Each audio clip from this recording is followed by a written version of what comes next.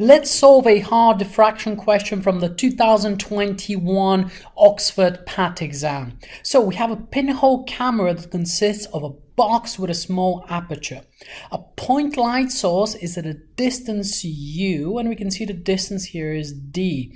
The diameter of this hole is x, and what we need to do is figure out the diameter of the spot that is projected. Okay, well, let's take the actual rays and construct a little ray diagram.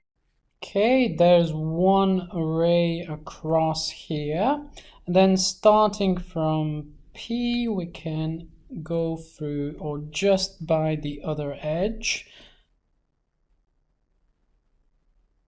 like so. And what we really need to figure out is this distance here, which will actually be the diameter of our image. When we see this, the first thing that springs to mind is similar triangles, because if you can see, basically this consists of a couple of right-hand triangles across here. Each of them is going to have a side of x over 2 across here, and this side here, we can call that s1 over 2. Now, the idea of a similar triangle, because in this case they will be sharing this angle here, will be that the ratio of the sides will be the same.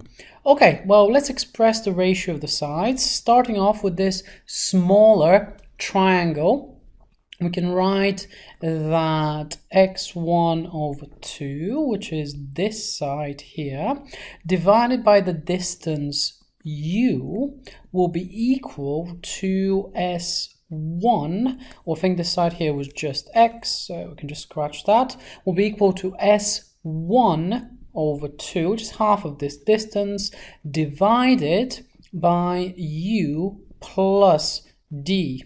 Okay, we can cancel out essentially those two from the two sides of the equation. And what we're left with, rearranging for S1, is that this will be equal to x over u multiplied by u plus d. Okay, next one, if d is significantly larger than x, we actually get a diffraction pattern, and we have a little picture here showing us that diffraction pattern. The central peak is kind of sandwiched between the values of negative lambda over x. There's actually a value of an angle theta, and plus lambda over x. What is the approximate diameter of the central peak of the diffraction pattern? Okay, well, it'll be very useful to just make a little picture. So this here is our pinhole, and the distance to the screen, that was d. So basically this distance x, this is just here, and this here is going to be our distance to the screen, which is d. Now notice that it says that d is a lot larger than x. Now in technical terms, this simply means that we can kind of treat that as a point. So it basically doesn't really exist on the diagram. It's like a single point. This is kind of like x. So this here is x.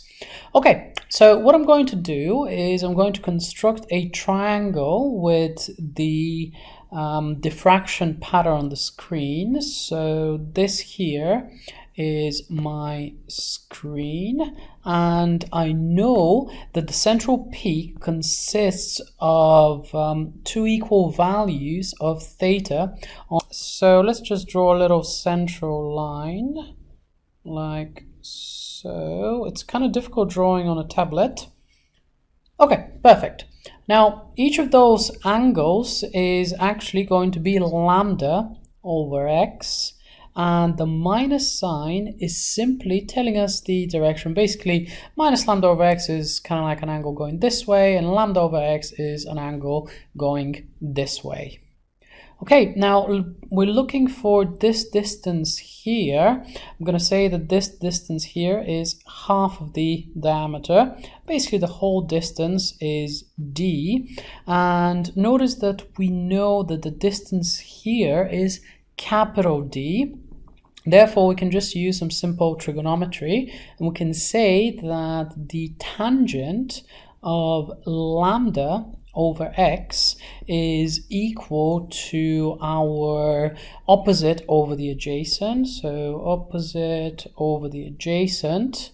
So tan lambda x is equal to d over 2. This is our opposite, and our adjacent is just capital D. And let's rearrange for the diameter. The question, what is it? S2. Okay, sorry, my apologies. The question has just called it S2. So I've just magically changed D to S2. That also avoids the confusion with this capital D across here. Okay, well, let's just rearrange for S2. And what we're going to find is that S2 will be equal to 2D times the tangent of lambda over x. And because we're dealing with some small angles, I presume we can invoke the small angle approximation here and say that S2 is approximately equal to 2D lambda over x, as long as theta is, well, small.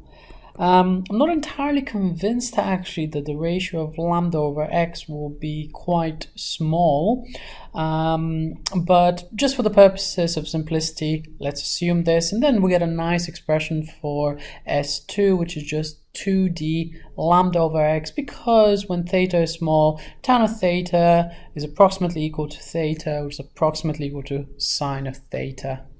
Okay, and the next part is super interesting. Assuming the effects of A and B can be combined to give a total diameter S3, where the diameter is S1 squared plus S2 squared.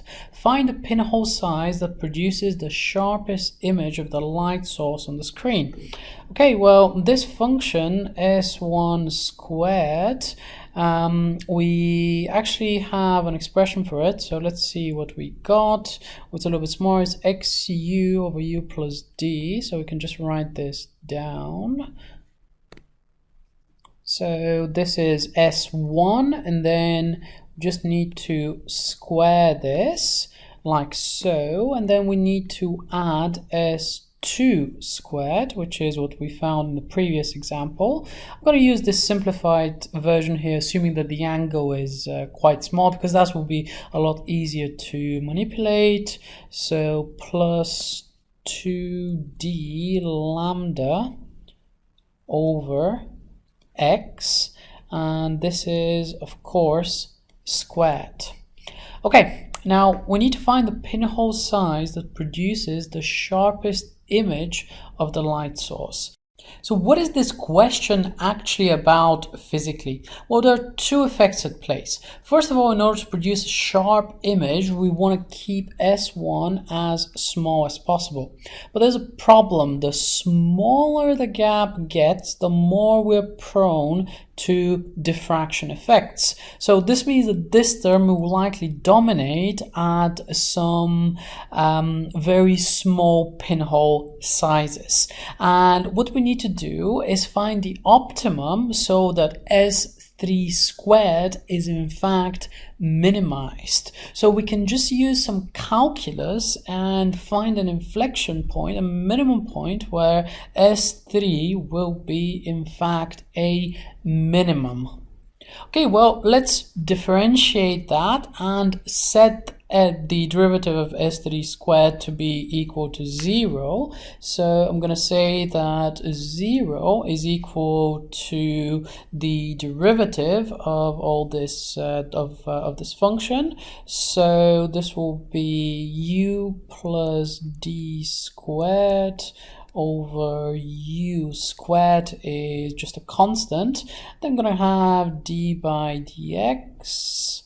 So d by dx of x squared, because the square is acting on here as well. And then in this term, you also get a whole bunch of constants. So that's 2d lambda squared. So that will be 2d lambda squared multiplied by the derivative d by dx of x to the negative 2, because this x here at the bottom is also squared. Okay, well, let's do some differentiation. So what we get is 0 is equal to all these constants, so that's u plus d squared over u squared multiplied by 2x. Now, after we differentiate this x to the negative 2, we're going to get a factor of minus 2, which will be up here. So it'll be minus 2d 2d lambda squared, and then the power will get reduced by 1, so we're going to get x to the negative 3. We can just write this down here.